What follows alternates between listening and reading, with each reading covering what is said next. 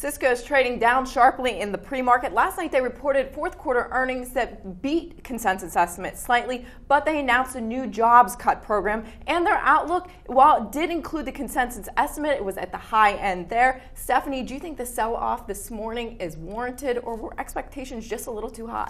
So the stock's up 34% year to date, one of the best technology stocks, and it's had such a nice rally since last quarter, their fiscal third quarter. And because the fourth quarter is typically their seasonally strongest one, really high expectations. But it was a mixed quarter. I mean, there's some positives and there's some negatives. So there's stuff for the bulls and stuff for the bears.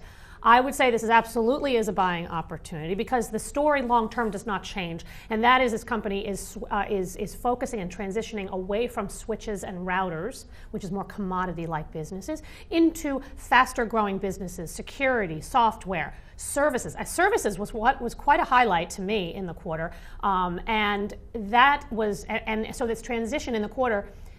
It was confirmed that the strategy is working. It's just a very challenging macro at the current time. Yeah, and I think the jobs cuts really spooked some investors. Yeah. And Chambers talked about the slow growth in the global macro environment. What does that tell us about the macro going forward? Well, it was mixed. So by geography, the U.S. was strong. Europe was actually better than expected. Europe grew 6% versus falling in the first quarter and flat last quarter. So we've definitely seen progress in Europe. And Europe is mixed. I mean, he did go through a lot of the different geographies, but the point of it is it's actually recovering. The Asia-Pac region was the weakness. China has been a problem for this company for a while. It's 5% of sales.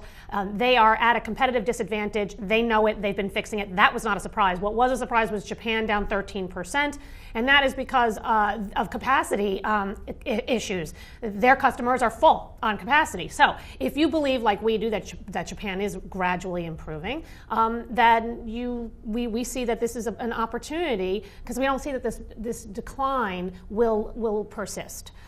So it's a very mixed geographic picture, but I would lean towards the positives because there's more positives than negatives. Now, if you look at tech overall, the second quarter, this was their fiscal fourth quarter for Cisco. Right. It's been a mixed bag, really. So which subsectors do you think are better to own here? Well, I do think what this company is doing in software services and security makes sense. I still like security, so I still like Symantec very much, and I think that's a buy if the stock gets hit. I still like some of the consumer tech, like a Facebook, like a Google if it were to pull back. And Apple is certainly showing signs of life. I think that depends on their product cycle and what they announce upcoming, and it's had a nice run. But I think you can kind of add to all of these positions, particularly when the market falls like it looks like it's going to today. I think you want to pick your spots. But Cisco is really doing a very good job in the transition. And there was enough positives for me to stick with it. It's 11 times forward estimates. They generated $4 billion in cash. They have $50 billion in cash.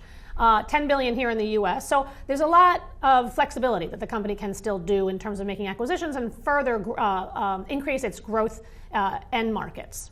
Okay, well, there you have it. Let's buy Cisco on this pullback. You can follow Jim Cramer and Stephanie Link's stock picks and strategy on ActionAlertsPlus.com.